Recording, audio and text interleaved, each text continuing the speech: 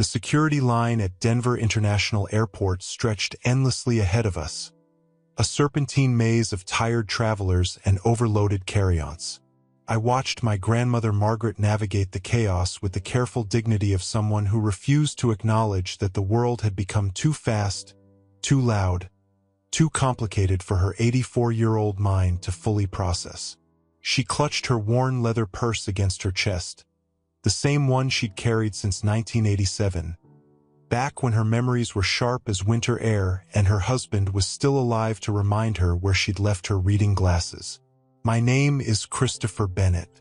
I'm 35 years old, and I work as a software engineer for a tech startup in Boulder. It's the kind of job that requires constant adaptation, rapid learning, endless flexibility, skills that should have prepared me for managing my grandmother's advancing dementia.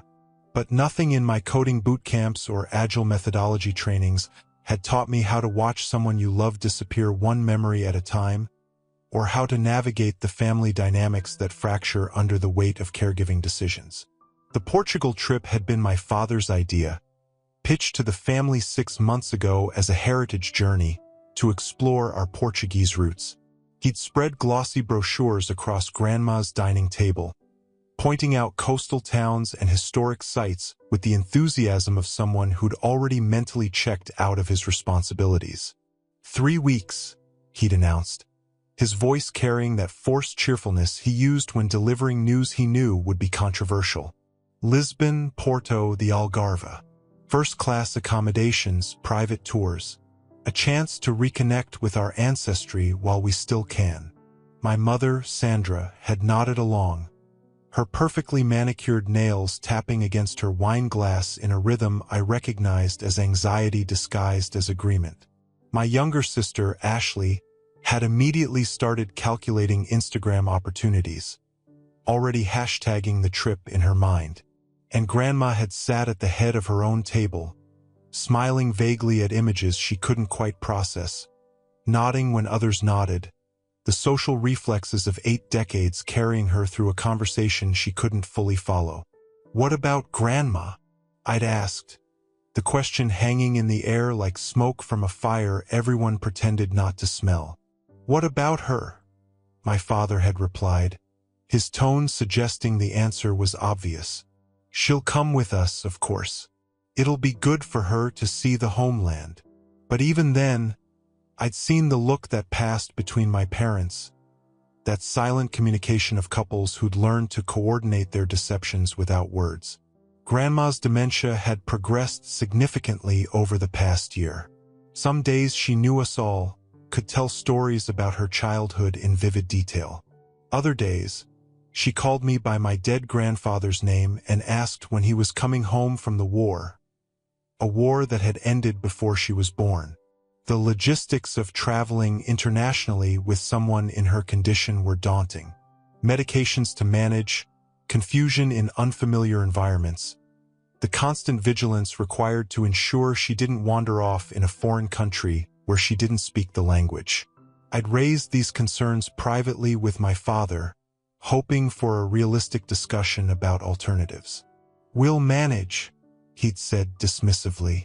"Your mother and I have been dealing with her condition for months. A change of scenery might actually help." But they hadn't been dealing with her condition, not really. They'd hired a part-time caregiver for weekdays, visited for obligatory Sunday dinners where they spent more time on their phones than engaging with her, and convinced themselves that maintaining the status quo was the same as providing care.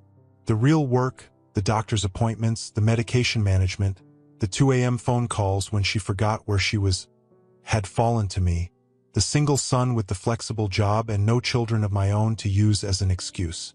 Now, standing in the Denver airport 6 months later, watching Grandma try to make sense of the security procedures she'd navigated easily just 5 years ago, I felt the weight of every compromise and half-truth that had brought us here. She stood before the metal detector, confused by the TSA agent's instructions to remove her shoes, looking to us for guidance with eyes that held a mix of trust and fear. "Here, Grandma. Let me help," I said, kneeling to untie her orthopedic shoes while my father checked his phone and my mother pretended to organize her carry-on. "Such a good boy," Grandma murmured, patting my head with a trembling hand. "Just like your grandfather. Always helping. Is he parking the car? He always takes forever finding the perfect spot." I met Ashley's eyes over Grandma's head, seeing my own sadness reflected there. At least my sister, for all her social media superficiality, still had moments of genuine emotion when it came to our grandmother. "Grandpa's not coming on this trip," I said gently, helping her step out of her shoes. "Remember, it's just us, you, me, Mom, Dad, and Ashley." Oh, the single syllable carried the weight of loss, remembered and forgotten and remembered again. The cruel cycle of grief that dementia inflicted. Of course, silly me. We made it through security, though not without incident. Grandma set off the metal detector twice, first with the bobby pins she'd forgotten in her hair, then with the sterling silver rosary she wore under her blouse, a gift from my grandfather on their 50th anniversary. Each time required additional screening, patient explanations from TSA agents who'd clearly dealt with elderly travelers before, and increasingly visible frustration from my father. "This is exactly what I was worried about," he muttered to my mother, just loud enough for me to hear. "We haven't even left Denver and it's already a production." "She can hear you?" I said sharply, moving to stand between him and Grandma, who was being gently patted down by a female agent.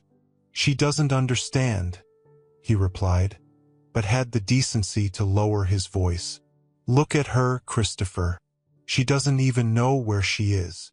He was wrong. Grandma might not have understood the specifics of airport security or remembered that we were going to Portugal, but she understood tone.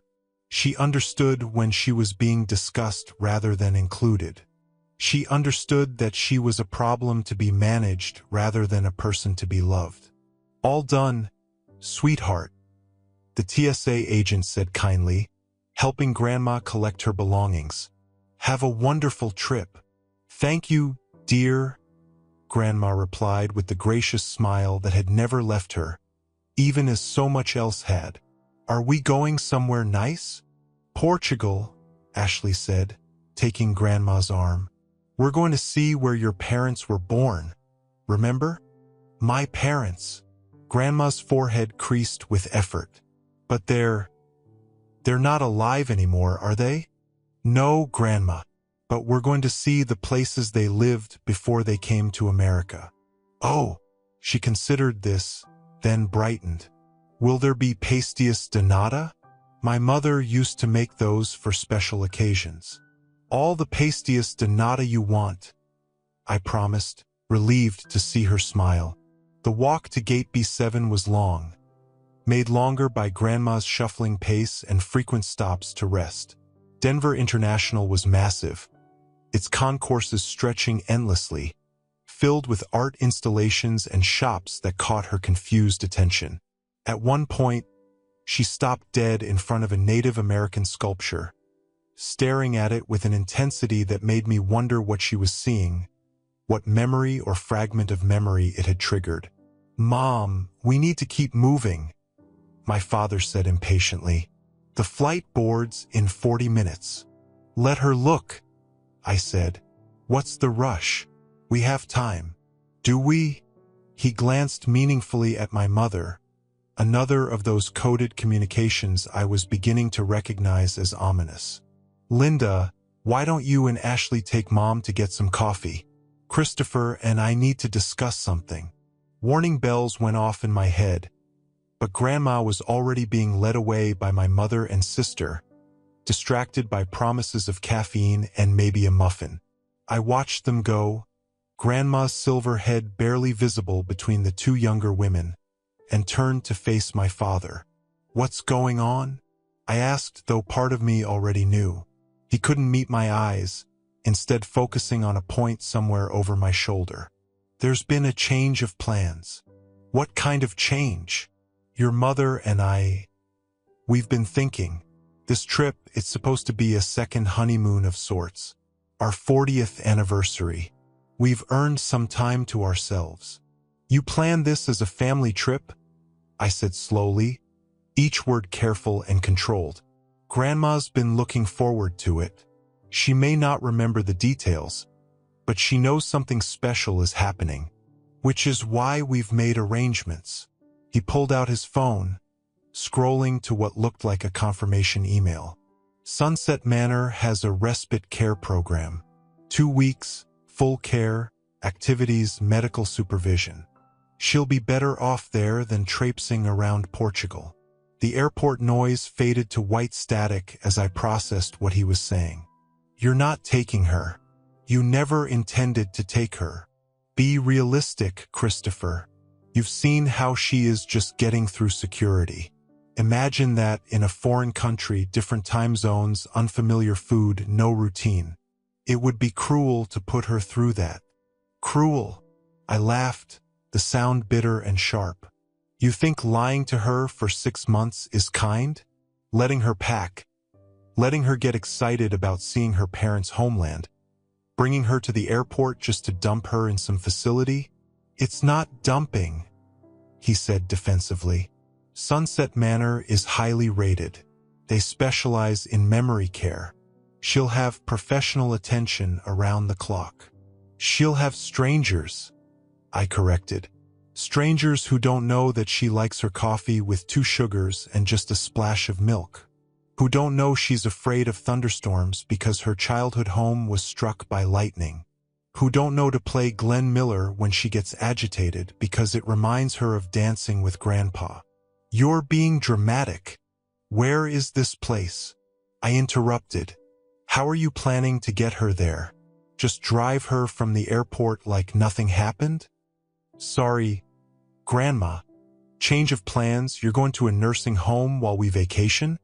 He shifted uncomfortably. We thought, that is, your mother and I discussed. It might be easier if we just left. Made it seem like a miscommunication about the gates.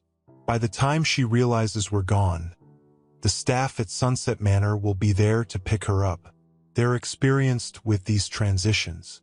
The full horror of their plan hit me like a physical blow. They weren't just abandoning her care to strangers. They were literally planning to abandon her, here in the airport, confused and alone. You're going to leave an 84-year-old woman with dementia alone in Denver International Airport?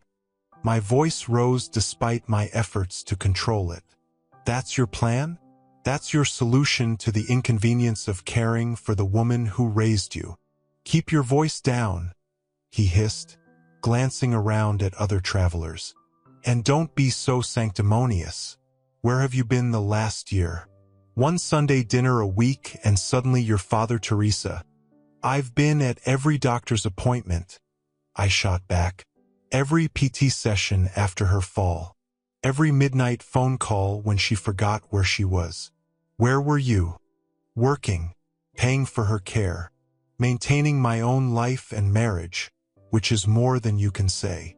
The cheap shot about my single status barely registered through my rage. Does Ashley know about this? We told her this morning.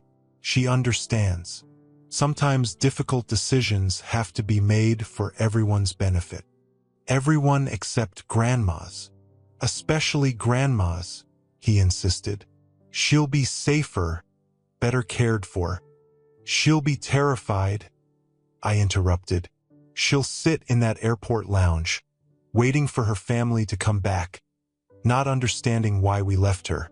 Do you have any idea what that kind of abandonment does to someone with dementia? The trauma it causes. The facility will handle it. They're professionals. I stared at him. This man who'd taught me to ride a bike, who'd preached about family values and responsibility, who'd built a successful career on his reputation for trustworthiness. When did you become this person? Something flickered across his face. Guilt, maybe, or just annoyance at being challenged. I became this person when I spent 6 months watching my mother disappear piece by piece. When I realized that sacrificing our lives won't bring her back.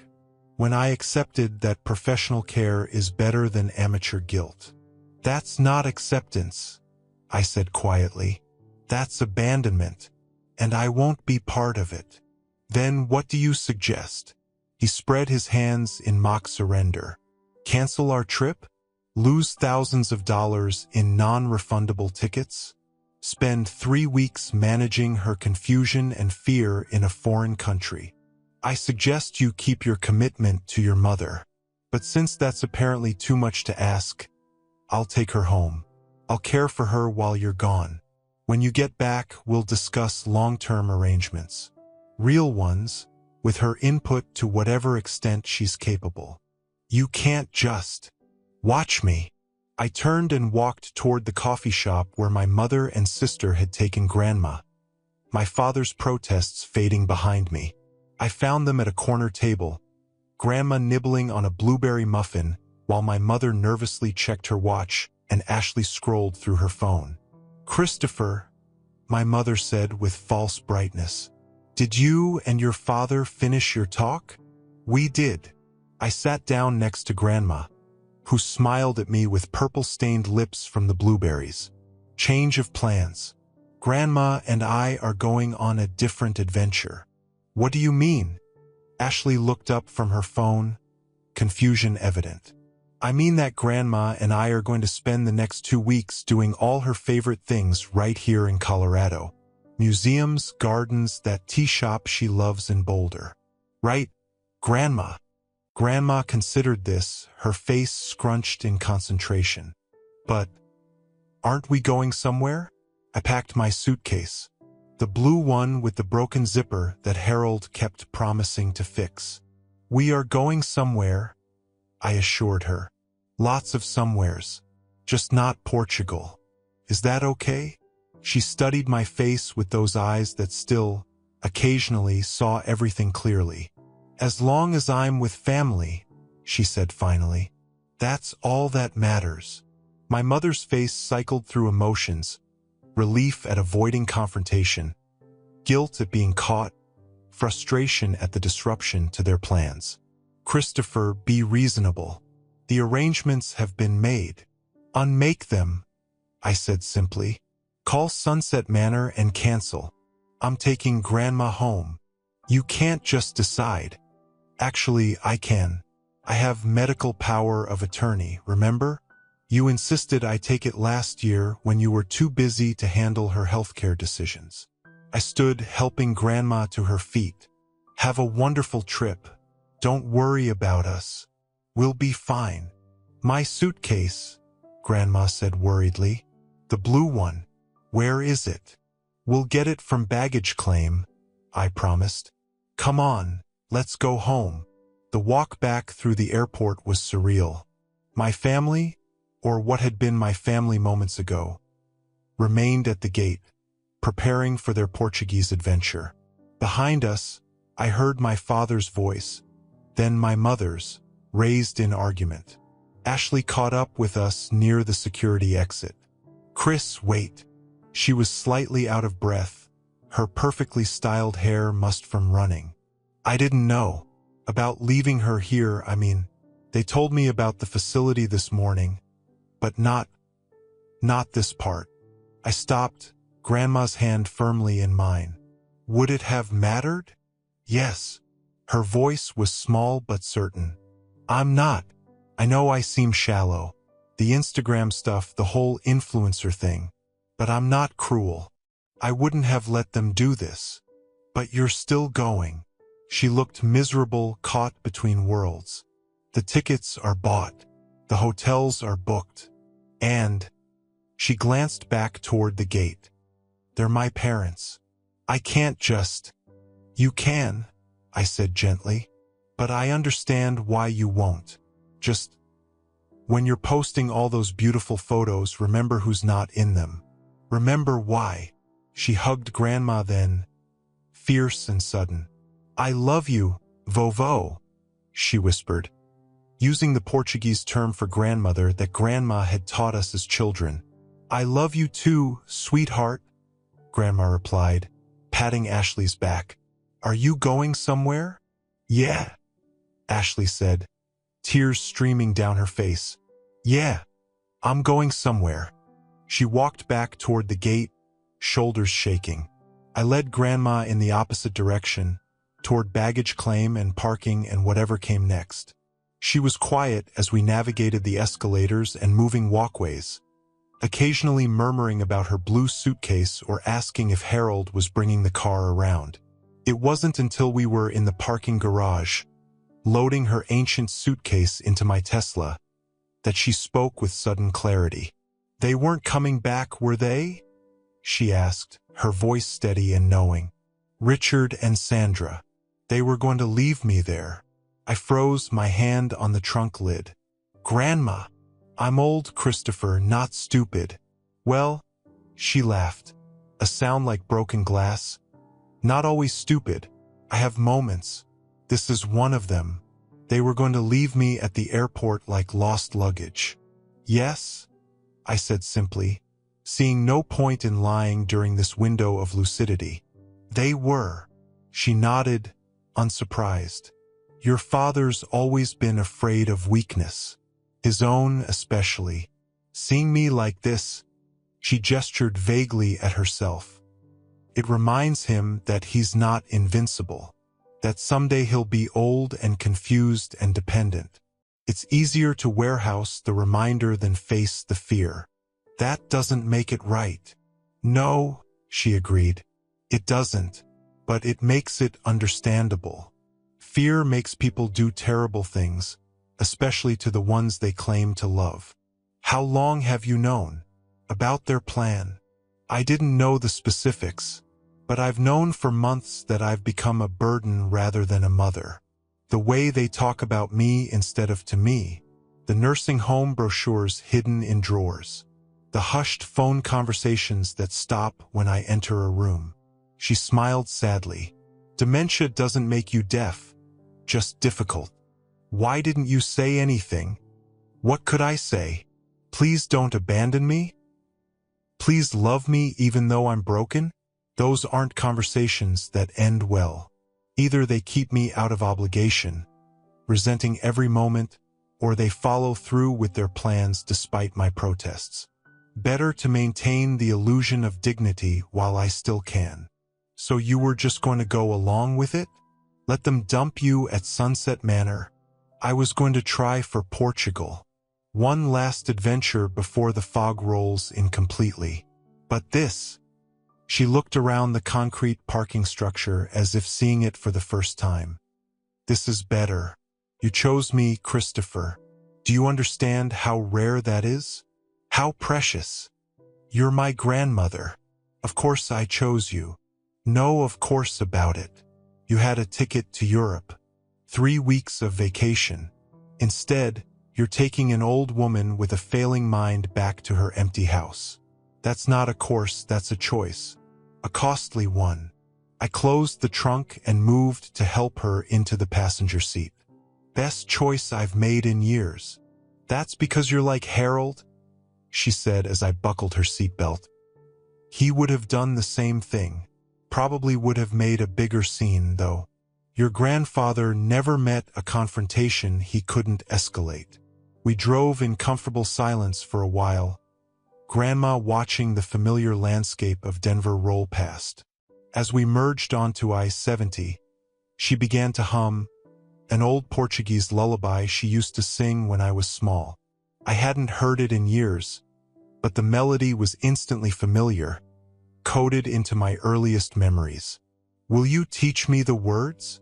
I asked. I never learned them properly. Of course, meu amor. It goes like this. She sang softly, her voice still clear despite the years, teaching me phrase by phrase. It was a simple song about a little boat sailing home across dark waters, guided by stars and love. By the time we reached her house in Wheat Ridge, I could sing along, my pronunciation terrible but improving with her patient corrections. The house felt different as we entered, not empty, but expectant, as if it had been waiting for her return. Grandma moved through the rooms slowly, touching familiar objects like talismans. The clock Harold had repaired countless times, the Afghan she'd crocheted during my mother's pregnancy, the photo wall documenting 60 years of family life. "Look how young we were," she said, stopping at a black and white photo of her and Grandpa on their wedding day. "He was so handsome in his uniform. All the girls were jealous that I'd caught him. He was lucky to have you. We were lucky to have each other. 57 years. Not all of them easy, but all of them worth it." She moved to another photo, my father as a baby, held between his beaming parents. "He was such a happy child, always laughing. I wonder when he became so afraid." "People change," I offered, though it felt inadequate. "Or they reveal who they always were." She touched the photo gently. "I'll forgive him, you know. Not today, maybe not tomorrow, but eventually. It's what mothers do. We forgive our children for becoming people we don't recognize." I made us tea while Grandma settled into her favorite chair, the one that still smelled faintly of Grandpa's pipe tobacco. She seemed smaller in it now, diminished by the day's events or maybe just by my new awareness of her fragility. "So," she said, wrapping her hands around the warm mug, "what's our adventure? You promised me 2 weeks of favorite things." "Whatever you want," I said. "Museums, gardens, restaurants, that Ukrainian bakery you love. Maybe a drive up to Estes Park if you're feeling up to it. And movies," she added. "Old ones. The kind where everyone speaks properly and the endings make sense." "Deal. We'll start tomorrow. Today you rest." "I'm not tired," she protested, then yawned enormously. "Well, maybe a little tired. It's been a strange day." "The strangest," I agreed. I helped her to her bedroom, noting how she moved through the routine of changing and settling in with the muscle memory of decades. Even confused, even betrayed, she found comfort in the familiar rhythms of home. "Christopher?" she called as I was leaving. "Will you stay? Just for tonight? The house feels too big when I'm alone." "Of course. I'll be in Dad's old room if you need anything. He kept baseball cards under the floorboard," she said with a conspiratorial smile. "Third board from the window. Never could figure out why he thought I didn't know." I spent that evening in my childhood home, surrounded by artifacts of a family that had fractured along lines I'd never noticed before. My laptop beckoned with work emails and project deadlines, but I ignored them. Instead, I sat at the kitchen table where I'd done homework and eaten countless meals, making lists of things Grandma might enjoy, researching memory care facilities for when the time came, real ones, where she'd be a person rather than a problem. Around midnight, I heard movement from Grandma's room. I found her standing by the window, looking out at the street light that had illuminated this view for 40 years. "Grandma, everything okay?" "I forgot where Harold went," she said softly. "I know he's gone somewhere, but I can't remember where." "He died, Grandma. 5 years ago. Remember? It was peaceful. He was home with you." "Oh," she continued, staring out the window. "That's good. Home is where you should be at the end, not some strange place with strange people." "No," I agreed. "Not some strange place. Will you make sure, Christopher? When my time comes, I want to be home. I promise." She nodded, satisfied, and let me guide her back to bed. As I tucked her in, a reversal of roles that should have felt strange but didn't, she caught my hand. "Thank you for choosing me," she whispered. "Today and all the days to come. Always," I promised. The next 2 weeks unfolded like a gift I hadn't known I needed. We did indeed visit museums, Grandma providing commentary that veered between scholarly insight and delightful confusion. At the Denver Art Museum, she spent an hour discussing Impressionist techniques with a security guard, her knowledge deep even if she occasionally forgot which century we were in. At the Botanic Gardens, she identified plants in Latin, a skill from her master gardener days that had somehow survived the dementia's ravages. We ate at her favorite restaurants, the owners greeting her with genuine warmth. The Ukrainian bakery gave us free pampushki because Mrs. Margaret is family. The Italian place where she and Grandpa had celebrated anniversaries still kept their special table, the one by the window overlooking the park. But the best moments were the quiet ones. Mornings over coffee, her teaching me to make Portuguese rice pudding from memory. Not the recipe memory that had failed her, but the body memory of hands that had made it 1,000 times. Afternoons sorting through photo albums, each image triggering stories that might or might not be true but were all meaningful. Evenings watching her beloved old movies, quoting along with Cary Grant and Katharine Hepburn. "This is nice," she said one evening apropos of nothing. We were watching The Philadelphia Story, her third favorite movie after Casablanca, and Singin' in the Rain. What is being with someone who sees me? Not the disease, not the burden. Just me. I see you, Grandma. I know meu amor. That's why it's nice. My phone buzzed occasionally with messages from Portugal. Ashley sent photos, beautiful, curated, empty of genuine joy. My mother texted updates about museums and meals, her guilt disguised as travelogue. My father remained silent, his absence more eloquent than words. I showed Grandma some of Ashley's photos, curious about her reaction. "Pretty," she said, scrolling through images of Lisbon's colorful streets. "But lonely. Look at their faces." She was right. Despite the scenic backdrops and forced smiles, my parents looked hollow. The trip they'd sacrificed their integrity for had become a monument to their choices. "Do you wish you were there?" I asked. "I am where I'm supposed to be," she said simply. "With who I'm supposed to be with. Portugal will still be there tomorrow. Family won't." On the 10th day, as we were preparing for an outing to the tea shop in Boulder, the doorbell rang. I found a man on the porch, mid-60s, silver-haired, wearing an expensive but understated suit. He held a manila envelope and wore an expression of professional sympathy mixed with something else. "Recognition? Christopher Bennett?" he asked. "Yes. My name is David Chun. Was a friend of your grandmother's. May I come in?" Something about his manner, respectful but familiar, made me step aside. "Of course. Grandma's in the living room." I led him through the house, noting how his eyes lingered on family photos, particularly the older ones. When we reached the living room, Grandma looked up from her tea with polite confusion that suddenly transformed into something else entirely. "David." Her voice was barely a whisper. "David Chun." "Hello, Maggie." He smiled, and decades fell away from both their faces. "It's been too long." "Grandma." I looked between them, seeing recognition dawn in ways I didn't understand. "You know each other?" "Sit down, Christopher," Grandma said, her voice carrying an authority I hadn't heard in months. "Both of you sit. There are things—" "David, why are you here?" David sat carefully, placing the envelope on the coffee table.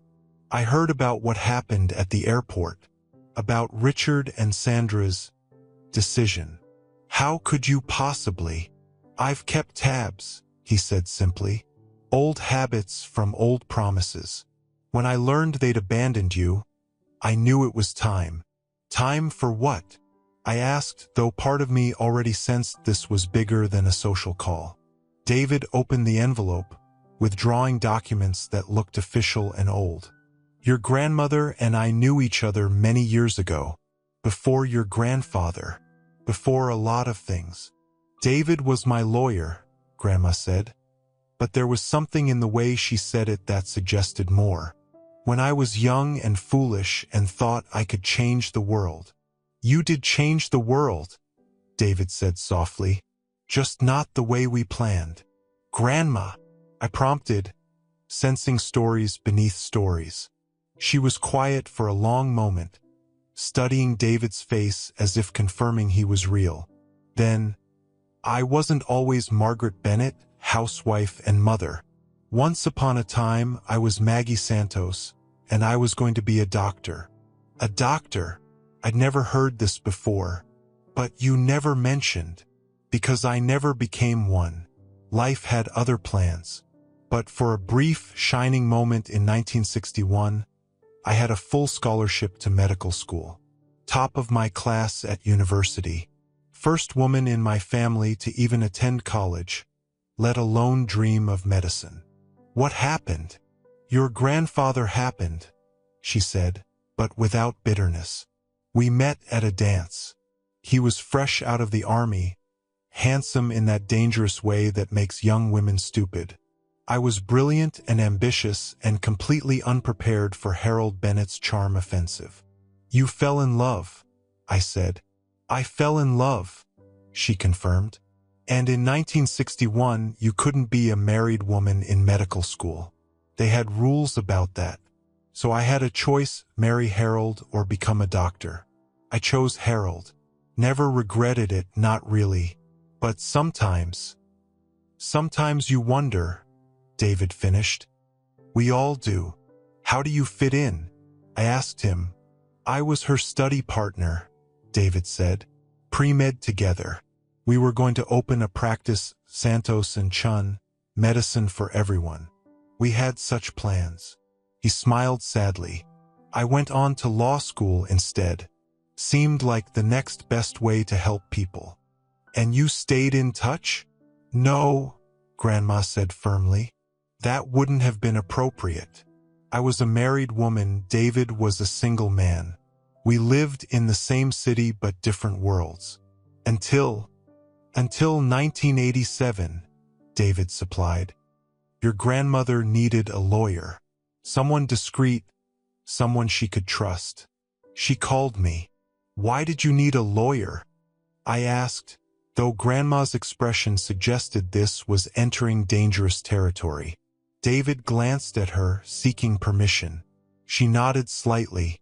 Your grandfather was a good man in many ways, David said carefully. But he had his demons. Specifically, he had a gambling problem that nearly cost them everything. The house was in foreclosure. Your father was in college, your aunt's in high school. Margaret came to me for help. Harold never knew, Grandma added. David restructured our debts, negotiated with creditors, saved our home. All behind the scenes, all without Harold knowing how close we'd come to losing everything. Why didn't Grandpa know? Because it would have destroyed him, Grandma said simply. His pride was everything. To know that his wife had to secretly save the family from his failures. It would have killed something essential in him. So David worked his magic. I got a job for extra Christmas money that actually paid the negotiated settlements, and Harold thought he'd somehow stretched his paycheck to cover everything. She saved your family, David said quietly, multiple times over the years. Every time Harold relapsed, every time the bills overwhelmed them, she found a way, usually through me. But that's not why you're here now, I said, eyeing the documents. No. David pulled out a specific paper, aged but official. I'm here because of what happened at the airport. And because of this. He handed me the document.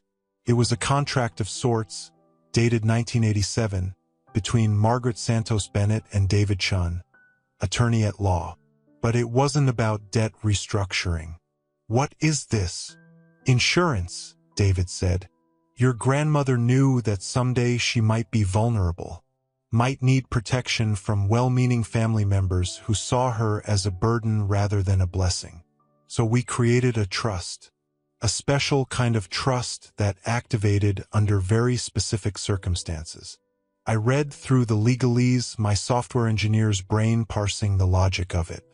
This says, if Grandma is ever abandoned or institutionalized against her will by family members, the trust activates, naming me as trustee with broad powers to protect her interests, David finished, including the ability to freeze family access to her assets, pursue legal action for elder abuse, and ensure she receives care in her own home for as long as medically feasible.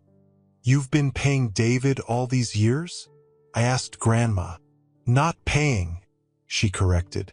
"Investing, a small amount monthly like insurance premiums, because I knew Richard, knew how he thought about weakness, about aging, knew that someday," she gestured vaguely. "Well, someday came at the airport. Your parents made a critical error," David explained.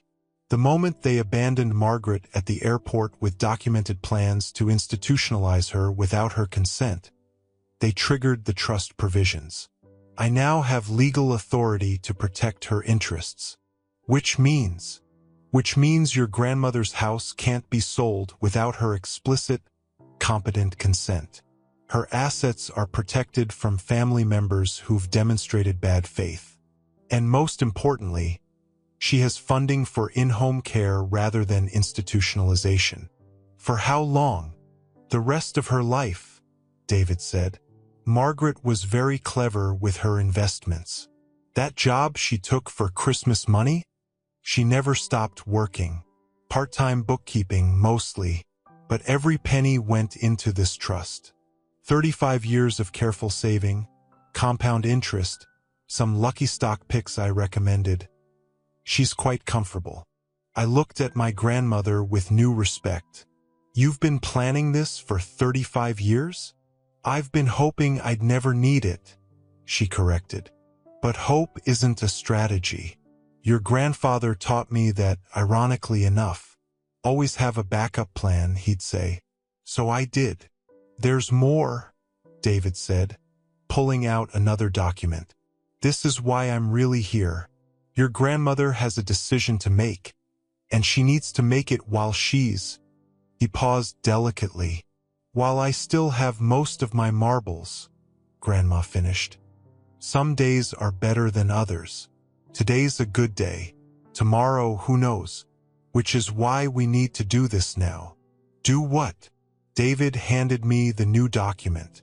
"Power of attorney, medical directives, trust administration. Your grandmother needs to formally designate someone to manage her affairs when she can no longer do so herself." "My parents have disqualified themselves," David said firmly. "Both legally, given the abandonment, and ethically. Margaret could choose me, but I'm only 3 years younger than she is. Which leaves you. Or Ashley," I pointed out. "Ashley's a sweet girl," Grandma said. "But she's not strong. Not the way you are. She went to Portugal, Christopher. You stayed. That tells me everything I need to know." "This is a huge responsibility," I said, reading through the powers being granted. "Medical decisions, financial management, eventual end-of-life choices." "Yes," Grandma agreed. "It is. Too huge." I thought about the last 10 days. About morning coffee and afternoon movies. About teaching me Portuguese lullabies and trusting me with family secrets. About choosing each other when everyone else walked away. "No," I said. "Not too huge. Just huge enough."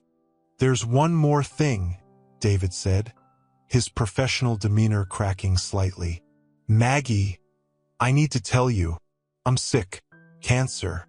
Stage 3, maybe 6 months, maybe a year. I've made my own arrangements, but I needed to ensure yours were complete first."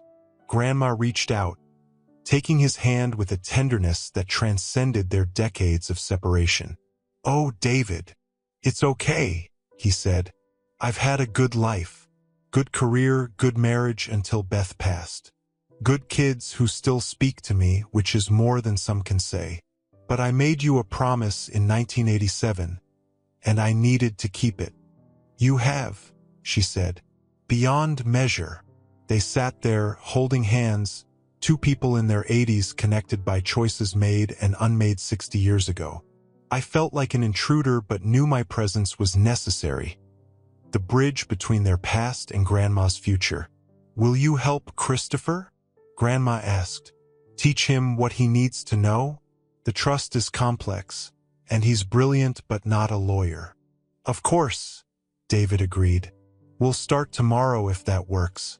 Transfer all the knowledge while I still can." "While we still can," Grandma corrected gently. "My good days are getting rarer." We spent the rest of the afternoon going through documents, David explaining provisions with patience while Grandma added context. The trust was indeed complex, not just financial protection but a detailed care plan based on her specific wishes. No nursing homes unless medically necessary. Portuguese-speaking caregivers when possible. Music from her era playing always. Fresh flowers weekly because life without beauty isn't life at all. "Your grandmother thought of everything," David said as we finished. "Even provisions for home modifications as mobility decreases. She's essentially created a handbook for aging with dignity." "She's good at thinking ahead," I said, remembering the airport revelation. "Even when people think she's not thinking at all." As David prepared to leave, Grandma walked him to the door, a reversal of their usual dynamic that he accepted gracefully. "Thank you," she said simply, "for all of it, for understanding why I chose Harold, for saving us when he couldn't save himself, for being here now when I needed you most." "Thank you," he replied, "for trusting me with your secrets, for letting me help, for showing me that love takes many forms, and all of them are valid." They embraced carefully, two fragile people holding each other up. When David left, Grandma stood at the door watching his car disappear, one hand pressed to her heart. "Did you love him?" I asked gently. "David, I loved who we might have been together," she said. "But I loved who I was with Harold more. Different loves for different lives. Both real, both valuable, neither a betrayal of the other." "Do you regret not becoming a doctor?" "Sometimes. But then I think about your father, your aunts, you grandchildren. None of you would exist if I'd chosen differently. How can I regret the choice that brought me you? Even after what Dad did? Even then, Richard's failures don't erase his existence. I can be angry about the abandonment while still being grateful he was born." She smiled sadly. "It's complicated being a parent. You love them even when you don't like them very much." That evening, as we settled in for movie night, Roman holiday this time, my phone rang. My father's number. I almost didn't answer, but Grandma nodded encouragingly. "Christopher." His voice sounded different, older, tired. "We're at the hotel in Lisbon. We wanted to check in." "We're fine," I said coolly. "Watching movies." "Is she? How is she?" "She's right here. Would you like to speak to her?" A pause. "I don't know what to say. How about I'm sorry? How about I was wrong? How about I love you, Mom?" "It's not that simple." "It's exactly that simple," I interrupted. "But you're right. This isn't a conversation for tonight. Enjoy Portugal, Dad. We'll talk when you get back." I hung up before he could respond. Grandma patted my hand. "That was hard for him," she said. "Calling. Not as hard as what he did to you." "No," she agreed. "But it's a start. People can surprise you, Christopher. Sometimes they even surprise themselves." The next days followed a new pattern. Mornings with David, learning the intricacies of the trust and Grandma's wishes. Afternoons with Grandma, now precious because I understood how numbered they might be. Evenings preparing for a future I'd never imagined but was determined to handle well. "You're giving up a lot," Grandma said one morning, watching me field work calls while making her breakfast. "Your job, your life, your freedom." "I'm gaining more," I said. "Purpose, family, the chance to do something that matters." Taking care of an old woman with a failing mind matters? Taking care of you matters. You're not just any old woman. You're the woman who saved her family repeatedly, who had backup plans for her backup plans, who chose love over career and made that choice work. You're remarkable. I'm tired, she admitted, and scared. The fog comes more often now, stays longer. Someday I won't come back from it. Then we'll make the clear days count, I promised. And on the foggy days, I'll remember for both of us. 2 days before my parents were due back, Ashley appeared at the door. She looked different, tired, subdued, her usual polish dimmed. "Can I come in?" she asked. I let her in, wary but willing. She found Grandma in the garden, tending roses that had bloomed despite the season. "Vovo," she said softly. Grandma looked up, confused for a moment before recognition dawned. "Ashley? But you're in Portugal." "I came back early." Ashley knelt beside her, uncaring about her designer jeans on the dirty ground. "I couldn't stop thinking about what we did, what I let happen. It was wrong." "You're here now," Grandma said simply. "That's what matters. I have something for you." Ashley pulled out her phone, scrolling to a video. "I recorded this at the Geronimo's monastery, where they make the real pastéis de nata." The video showed the ancient kitchen, monks' descendants still making the pastries according to the secret recipe. Ashley had even gotten them to explain the process in Portuguese, the language washing over Grandma like a blessing. "Oh," Grandma breathed, tears sliding down her cheeks. "Oh, that's beautiful. I brought you some," Ashley said, producing a box. "They're not fresh, but they're perfect." Grandma bit into one, eyes closing in bliss. "Just like my mother's." "How did you know?" "Chris told me the story. About your parents, about wanting to see where they came from. I went to the village, where your mother was born." She showed more videos, the small church where Grandma's parents had married, the bakery where her mother had worked, the harbor where her father had fished before immigrating to America. Ashley had found distant cousins who remembered stories, who sent greetings to their American relative. "They wanted you to have this," Ashley said, pulling out a small wrapped package. Inside was a photograph, sepia-toned with age.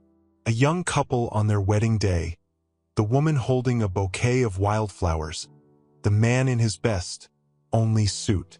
Grandma's parents, impossibly young, impossibly hopeful. "Where did they find this?" Grandma whispered. "The church had it, in their records." The cousins convinced the priest to make a copy. Ashley was crying now too. "I'm so sorry, Vovo. So sorry we left you. So sorry I didn't stand up to them. So sorry." "Shoo!" Grandma pulled her into a hug. "You're here now. You brought me Portugal. You brought me my parents. That's worth more than any trip." We spent the evening listening to Ashley's stories, looking at her photos, not the curated Instagram ones, but the real ones. Pictures of everyday Portuguese life, of narrow streets and washing lines, of old women in doorways who looked like Grandma might have if she'd been born there instead of here. "I'm not going back to them," Ashley said as she prepared to leave. "To Mom and Dad, I got my own place before I left. Small studio, nothing fancy. But mine." "Why?" I asked. "Because I saw who they really are, who I was becoming." She looked at Grandma, who had dozed off clutching the photo of her parents. "I don't want to be someone who abandons family when they become inconvenient. I want to be someone who flies home early with pastries and promises to do better." "It's hard," I warned, standing up to them, going against their expectations. "Harder than leaving an old woman with dementia alone in an airport?" She shook her head. "I don't think so." After she left, I carried Grandma to bed, the photo still clutched in her hands. She stirred as I tucked her in. "Good day," she murmured. "Such a good day." "The best," I agreed. "Christopher? When I die." "Grandma." "No, listen. When I die, I want that photo with me. My parents should be there at the end, even if just in spirit. I promise. And scatter some of my ashes in Portugal, in that village where my mother was born. So part of me makes the journey after all. I promise that too. Good boy. My good boy." My parents returned the next day, tanned and uncomfortable. The confrontation was everything I'd expected: accusations of manipulation, threats about inheritance, demands for reasonable discussions about Grandma's future. David Chun shut them down with lawyerly precision, explaining the trust, the protections, the consequences of their airport abandonment. My mother cried. My father raged. But in the end, faced with potential elder abuse charges and social humiliation, they backed down. "This isn't over," my father warned as they left. "No," I agreed. "It's just beginning." And it was. The beginning of a new chapter where Grandma aged at home, surrounded by love and Portuguese music, where caregivers who spoke her mother tongue helped on difficult days, where Ashley visited weekly with fresh pastéis de nata from the Portuguese bakery she'd discovered downtown, where David Chun spent his remaining months teaching me to protect the people we love, legally and otherwise. 6 months later, on a rare clear day, Grandma and I sat in her garden watching the roses bloom. She was smaller now, frilier, the fog coming more often. But she was home and she was loved, and she knew it. "I have something to tell you," she said suddenly, her voice clear and strong. "About David." "What about him?" "He wasn't just my lawyer. He was my first love. Before your grandfather, we were going to get married." "What happened?" "His parents didn't approve. Chinese boy, Portuguese girl. Different worlds in 1961. So we broke up. I met Harold at that dance, and life went on." She smiled. "But he kept his promise. Said he'd always protect me if I needed it. 60 years later, he did." "Do you regret?" "No regrets," she interrupted. "Just different paths to the same destination. Love, family, home. The journey matters less than where you end up." "And where's that?" She looked around her garden, at her house, at me. "Right here, right now, with people who choose me and who I choose in return. That's the only destination that matters." David died 2 weeks later, peaceful in hospice, holding a photo of young Maggie Santos, who was going to be a doctor. At his request, I brought Grandma to say goodbye.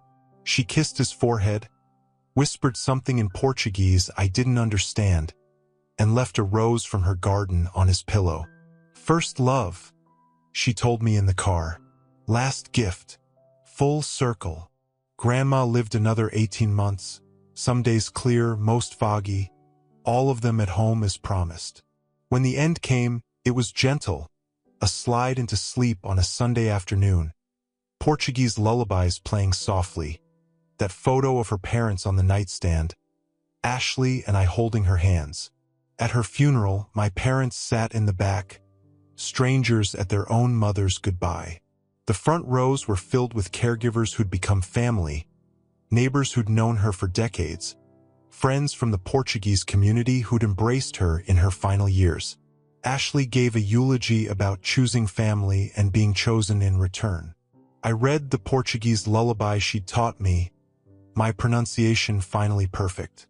Later, scattering her ashes in that village in Portugal as promised, I thought about paths taken and untaken, about a brilliant young woman who chose love over career and made that choice count, about backup plans and trust funds and protecting yourself from the people who should protect you, about airports and abandonments and choosing to stay. "Obrigado, vovô," I whispered to the Atlantic wind. "Thank you for teaching me that family isn't about blood or obligation. It's about who shows up." who stays, who chooses love over convenience, every single time.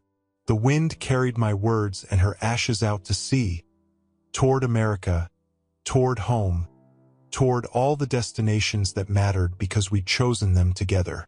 Ashley linked her arm through mine as we watched the sun set over the ocean. So what now?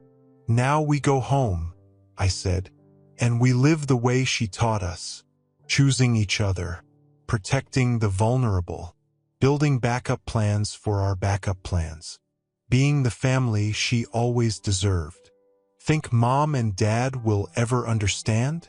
Maybe, maybe not, but that's their journey to take.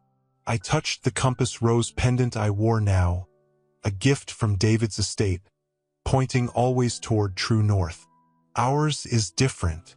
We walked back through the village streets, past the church where her parents had married, past the bakery that still made pastéis de nata, past the harbor where dreams of America had first taken shape.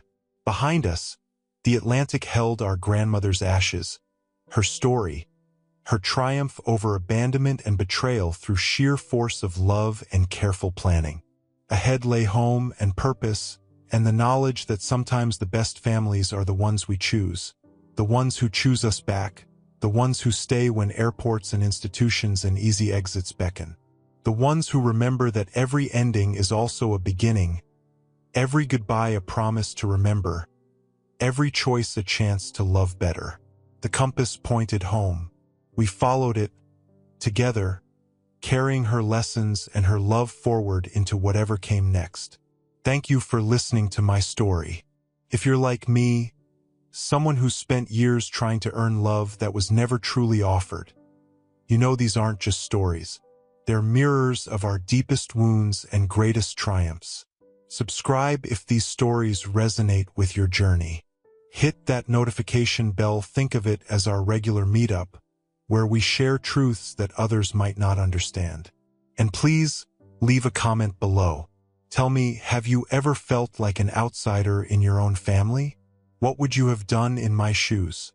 Your words matter to me, and they matter to everyone here who's walked this lonely path. Tomorrow, I'll be back with another story. Until then, remember, family isn't always blood. And sometimes the greatest gift is discovering who you truly are. Take care of yourself.